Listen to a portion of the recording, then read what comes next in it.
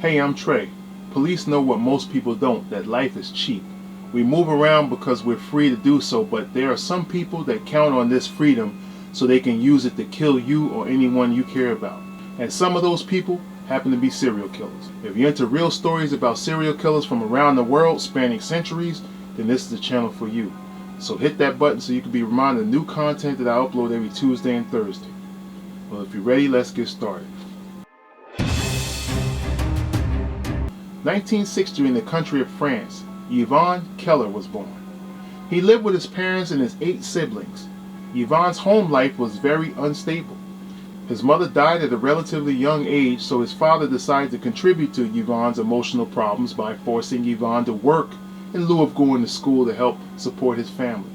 His father was like, "What are you going to do with all that education? You better get back to work." I'm sure at this point Yvan felt robbed of his youth because he wasn't able to attend and take part in all the activities along with schooling that kids his age would normally appreciate. Yvan found himself getting into trouble with the authorities growing up. He was arrested several times as a juvenile, and his life of crime extended into adulthood. At some point, Yvan was arrested for robbery and was sentenced to 10 years in prison. After serving his prison sentence, he was released. With his newfound freedom, he chose to get an apartment of his own and start his own business as a landscaper. Yvan's business began to flourish, so he was starting to bring in decent profits. This allowed him to meet and date a woman only known as Marina. Yvan's neighbors and associates stated that he was a real kind and helpful man. His family or associates, on the other hand, stated that he had more of a Dr. Jekyll and Mr. Hyde type persona. His relationship didn't last long with Marina. Apparently, based on Marina's testimony, she was forced into prostitution by Yvan. How does that happen? It was said that he loved to gamble heavily and was in a lot of debt. It was also alleged that Yvan enjoyed the finer expensive things in life, and in order for him to sustain that lifestyle, she was forced to be his personal sex worker. Now that's crazy. I would have told him to bring a lot of lubricant because it's going to be a long night. That's your debt, so it's your problem. Marina eventually had enough of his treatment and departed ways. In 1994, the authorities ran into a bit of a unique situation. Several people were found deceased in their own apartments or homes, lying in their own beds. Initially, the police labeled each death as natural causes. It all started with a woman by the name of Marie Windholder. In January of 1994, she was found dead in her bed. She looked peaceful, as if she died in her sleep. Nothing was amiss, and her blankets were pulled up over her body. The circumstances surrounding how Maria was actually found was not provided, but no forced entry was found by the authorities. Marie just so happened to be an elderly woman, so no alarms were raised. Based on the information that I found, which was little, I believe that the authorities didn't attempt to investigate this one at all. I don't believe that an autopsy was done because nothing was found suspicious, but they labeled her death as non-suspicious and from natural causes.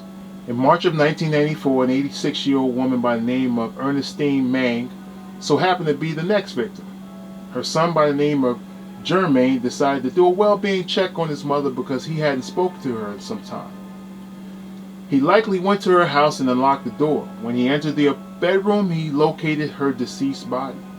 Ernestine was found lying in her bed as if she died in her sleep.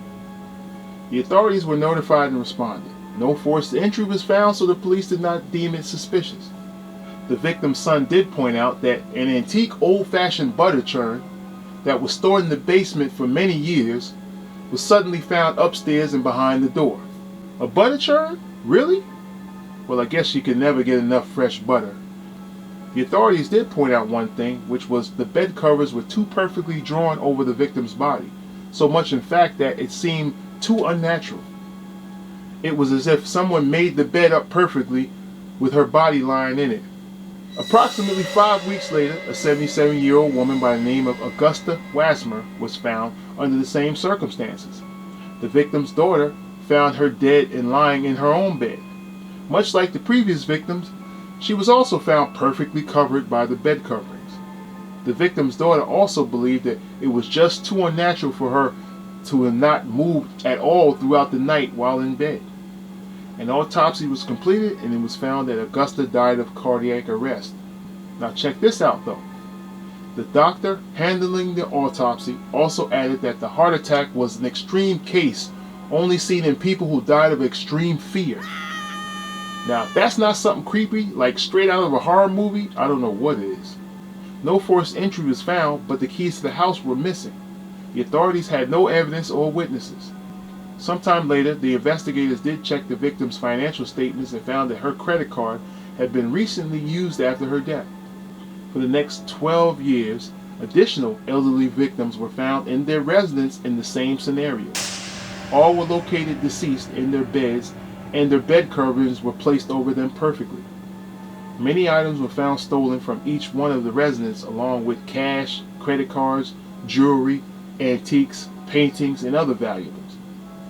In each one of those cases, the police labeled the victims as homicides, but did not have any clues or witnesses.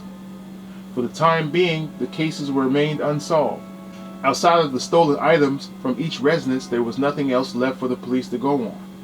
FYI, during my research, I found that the authorities did not provide much information on Yvan's initial apprehension, but at least in 3 homicides, the authorities labeled him as a suspect, 2 of which was not enough to charge him. In both cases, he was released. The third and final case, the authorities took 3 years to investigate thoroughly and compiled enough evidence for Yvan to be formally charged. Realizing that his fate was now sealed, Yvan decided to clear his conscience. He told the authorities that he was responsible for as many as 150 similar homicides. Wow, it's obvious that this guy had no interest in going to heaven in his next life. Yvan's first confessed initial murder took place in 1989 in France. During that time moving forward, he took no hiatus. This was 5 years before the first murder that the authorities became aware of. During that time span, he committed multiple murders. Yvan also went on to add that the majority of his homicides took place between 2 other countries. They were Germany and Switzerland. Yvan told the police that he would smother the victims with their pillows as they slept. After each of them died, he would reposition their bodies as if they were still asleep as they died. Afterwards, he would readjust the bed blankets to give the impression that they never woke up. Yvan would only focus on victimizing the elderly because he knew that their deaths would be less likely to be investigated. The French authorities investigated several other similar murders, and they were all able to link him to at least 23 homicides, but believe Yvan was involved in as much as 40 in France alone. Unfortunately, there wasn't enough evidence to provide on the status of those investigations. Germany and Switzerland authorities were both notified, but I was unable to locate any information on the status of those investigations as well. In 2006, while awaiting in a courthouse jail cell for an unspecified reason, Yvan committed suicide by hanging himself to death with his shoelaces. Well, if you enjoy more stories such as these, I upload new content every Tuesday and Thursday. Please leave your comments and suggestions in the comment section because I'm always interested in your opinion. God bless and stay safe.